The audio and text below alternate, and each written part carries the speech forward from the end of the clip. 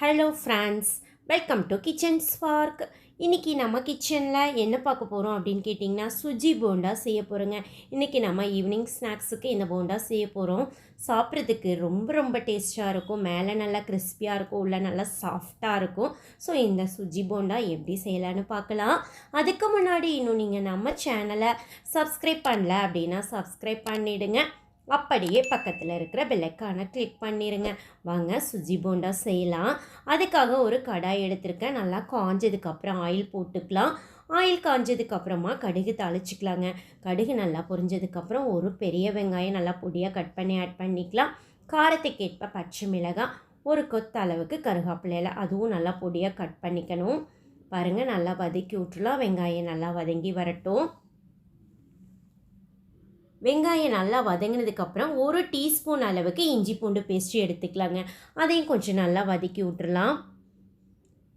பாருங்கள், இஞ்சி பூண்டு நல்லா வதங்கிடுச்சுங்க. இப்போ துருவின ஒரே ஒரு கேரட் எடுத்துக்கலாம். அதையும் கொஞ்சம் நல்லா மிக்ஸ் பண்ணி விட்டுறலாம். சும்மா எண்ணெயில் கொஞ்சமாக வதங்கினா போதும் நம்மளுக்கு.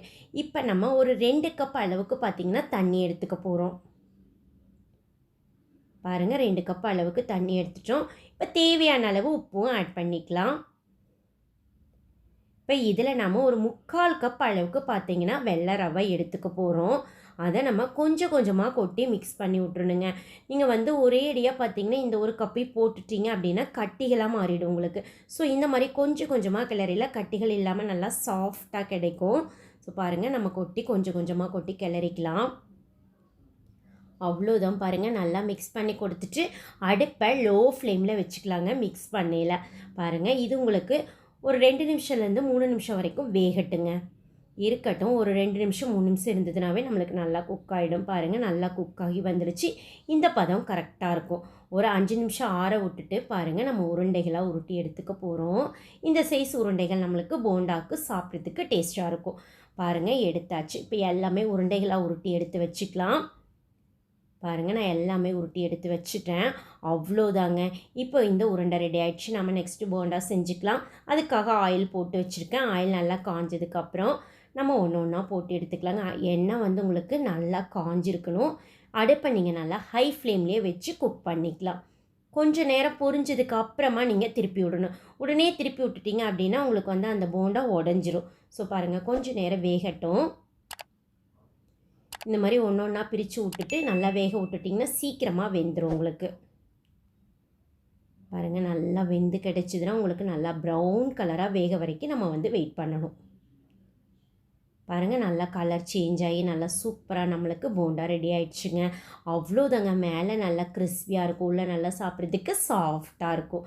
இப்போ நம்ம ரெடி பண்ணியாச்சு. இதே மாதிரி எல்லாத்தையுமே போட்டு எடுத்துக்கலாம். பாருங்கள், நான் எல்லாம் போட்டு எடுத்து வச்சாச்சு. இதுக்கு நம்ம டொமேட்டோ கெச்சப் எடுத்துக்கிறப்ப ரொம்ப ரொம்ப சூப்பராக இருக்கும் சாப்பிட்றதுக்கு. குழந்தைகள்லாம் இந்த மாதிரி கெச்சப்பில் வச்சு கொடுத்தோம்னா நல்லா விரும்பி சாப்பிடுவாங்க. பாருங்கள், எவ்வளோ சாஃப்டாக இருக்குதுன்னு. ஸோ நீங்களும் உங்கள் வீட்டில் இந்த மாதிரி ட்ரை பண்ணி பாருங்கள்.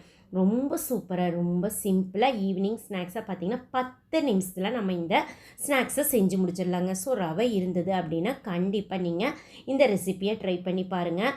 சாப்பிட்றதுக்கு ரொம்ப டேஸ்ட்டாக இருக்கும். ஸோ ட்ரை பண்ணி பார்த்துட்டு எப்படி இருக்குதுன்னு மறக்காமல் கமெண்ட் பண்ணுங்கள். உங்களுக்கு இந்த வீடியோ பிடிச்சிருந்தது அப்படின்னா உங்கள் ஃப்ரெண்ட்ஸுக்கெல்லாம் ஷேர் பண்ணுங்கள், லைக் பண்ணுங்கள்.